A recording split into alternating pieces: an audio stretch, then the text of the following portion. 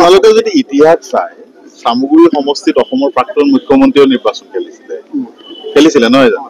হাৰিছে না কংগ্ৰেছৰ লগত? হাৰিছে নে নাই? হাৰিছে। এইবাৰ ডিপ্লু ৰঞ্জন শৰ্মাৰ নাম শুনি আছো।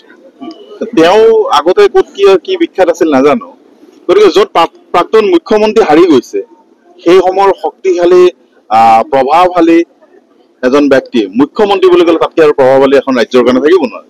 তেনেকুৱা ব্যক্তি চামগুৰি সমষ্টিৰ ৰকিবুল হুছেইন চাহাবৰ লগত হাৰি গৈছে। আৰু মই নাভাবো যে বিজেপিয়ে এইবাৰ ইয়াত আৰু কিবা কৰিব। এটা কাম হ'ব বিজেপি, সেইটো চিকিউৰিটি যে ফৰবিট হ'ব, ডেটছ ফাইন, সেইটো নিশ্চিত। ৰকিবুল হুছেইন আছে, কিয় নহ'ব? ৰকিবুল হুছেইন আছে, তেওঁৰ ঘৰ দুৱাৰ আছে, তেওঁৰ গোটেই মানুহ আছে, তেওঁ বনোৱা সমষ্টিটো আছে। এই সমষ্টিৰ প্ৰতিটো ৰাস্তা ঘাট ইটা টুকুৰাই ৰকিবুল হুছেইন কৰি আছে। ইয়াৰ প্ৰতিজন মানুহ, প্ৰতিটো পঞ্চায়ত তেওঁৰ কৰ্মৰাজিয়ে ৰকিবুল হুছেইন চাহাব সকলোকে নিৰ্বাচন আহি আছে। আপোনালোকৰ স্মাৰ্ট মিটাৰটো আপোনালোকে এটা দাবী কৰিবনে? ৰাইজৰ যিটো স্মাৰ্ট মিটাৰ হ'ল জনসাধাৰণৰ প্ৰতি চৰকাৰৰ এটা ডকাইত যন্ত্ৰ। চৰকাৰে যি ঋণ লৈ আছে, মাহে মাহে যি ঋণ লৈ আছে, আৰু মাহে মাহে ঋণ লৈ বিজেপিয়ে নিজৰ কামত খৰচ কৰি আছে, সেই ঋণ পৰিশোধ কৰাৰ কাৰণে সাধাৰণ মানুহৰ জেপৰ পৰা ডকাইতি কৰি পইচা নিয়াৰ উপায়টো হ'ল স্মাৰ্ট মিটাৰ। মইতো অসমৰ ৰাইজক ক'ম যে অসমৰ প্ৰতিখন গাঁৱত স্মাৰ্ট মিটাৰ বিৰোধী প্ৰস্তাৱ লৈ পেলাই সংশ্লিষ্ট বিদ্যুৎ বিভাগৰ কাৰ্যালয়ত জমা দিয়ক যে আমি স্মাৰ্ট মিটাৰ নলগাওঁ। মই চামগুৰিত ঘূৰি থকা নাই, মই চামগুৰি এটা ল'ৰাই হয়। আৰু আপোনালোক যোনটো জেগাত খাৰা হৈ আছে সেই পিছফালে মোৰ ভোটাৰ চেণ্টাৰ হয়।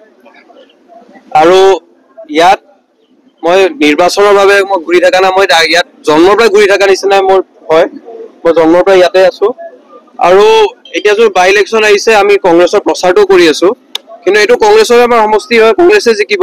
আৰু আমাৰ যোনখিনি নতুনকৈ কাম আমাৰ কংগ্ৰেছে কৰিছে সেইখিনি আমি ৰাহুল গান্ধী ডাঙৰীয়া নেতৃত্বত এতিয়া অপজিশ্যন লিডাৰ হৈছে, তেওঁ যি কাম কৰি আছে, আৰু আমাৰ ভূপেন বৰা ডাঙৰীয়া, গগৈ ডাঙৰীয়া যি কাম আমাৰ অসমত কৰি আছে, সেইখিনিত আমি প্ৰচাৰ কৰি পেলাই চামগুৰিত ঘূৰি আছো। বেলেগ আমাৰ হেৰি হোৱা নাই।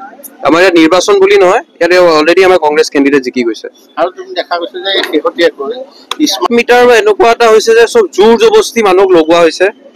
আৰু প্ৰথমত কয় যে এইটো মেণ্ডেটৰী হয়, তাৰপিছত কয় যে এইটো আমি এনে কৈছিলো মেণ্ডেটৰী নহয়। এই চৰকাৰখনে মানুহক কনফিউজ কৰাৰ বাহিৰে একো নকৰে, কিয় তেওঁলোকে দেখা পাইছে যে উন্নয়নৰ একো কাম নকৰে আৰু ভাবিবও নোৱাৰে। আৰু কেনেকৈ সমাজখনৰ মানুহক বেলেগ বেলেগ কামত বা বেলেগ বেলেগ কথাত ডাইভাৰ্ট কৰিব পাৰি, কনফিউজ কৰিব পাৰি, যে মূল যোনখিনি কথা সেইখিনি মানুহে মনত নাৰাখক আৰু তেওঁলোকে যে প্ৰশ্ন উত্তৰ নকৰক চৰকাৰক। সেইকাৰণে স্মাৰ্ট মিটাৰে হওক বা গুৱাহাটীৰ বানপানীয়ে হওক বা বিভিন্ন কথাই হওক, তেওঁলোকে অকল মানে কনফিউজ। এই চৰকাৰখন মষ্ট কনফিউজ চৰকাৰ এই গোটেই যিমান দিনৰ পৰা আমি এই গণতন্ত্ৰ আমাৰ নিৰ্বাচন আৰম্ভ হৈছে অসমত। আৰু হিষ্ট্ৰীত যদি কোনোবা যদি কনফিউজ চৰকাৰ যদি আমাৰ কেতিয়াবা প্ৰশ্ন উত্তৰ আহে, আমি ক'ম যে 2021 পৰা যোনটো চৰকাৰ হৈছিলে বিজেপি নেতৃত্বাধীন, সেইটোৱে চবতকৈ কনফিউজ চৰকাৰ অসমৰ। আৰু শেহতীয়া